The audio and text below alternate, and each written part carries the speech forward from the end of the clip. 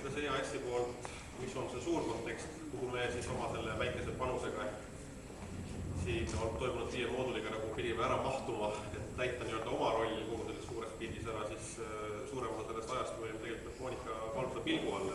Monika nüüd siis võiks nii-öelda öelda, mis EAS nagu tegelikult arvab, et kui hästi või veel paremini me kõigega sellega hakkama saime, kui tublid koolitatavad teie olite ja kui tublid korraldajad ja koolitajad me olime. Ma arvan, et eestlased on nagu sakslased, et nad ei ütle kunagi otse välja, mis nad tegelikult arvavad, aga ei, see oli nali. Kas ühe korra elus? Ei, tegelikult siinkohal üritan teha hästi lühidalt, et kuna ma õppisin kasvatusteadusi, siis meil oli üks hästi tore õppejõud, kes alati igal alguses ütleb, et ärge unustage ära, et mitte teie ei õpeta lapsi, vaid lapsed õpetavad teid. Mul oma kogemusi muidugi ei ole, et ma tuginen siis teiste tsitaatidele.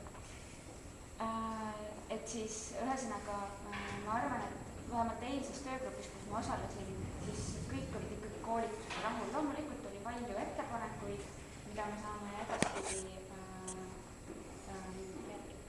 just nagu teadmiseks võtta ja ära kasutada neid ettepanekuid ja võib-olla isegi need kahtlused, mis meil endal olid, see kriitika, mis me enda suhtes tundsime korraldajatena, äkki võib-olla teile ei paistnudki millega silma, aga ma tahaksin kõiki osalejaid tänada, kes hästi usinasti kohal käisid, et minu jaoks oli see väga tore vaadata neid registreerimislehti ja toolide kohta, et kõik ikkagi käisid hästi usinasti kohal.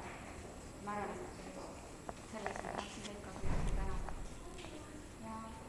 Ja Pärnu kolledžit muidugi, konsumetrikut, kontinuumi, keda siin hetkel ei ole, et neid ma tahaksin ka tänada. Väga hea korralduse eest, sest ikka meil juhtub mõningaid asju, kes ei tee midagi, sellele ei juhtu midagi. Et ma arvan, et kui keegi ütleb,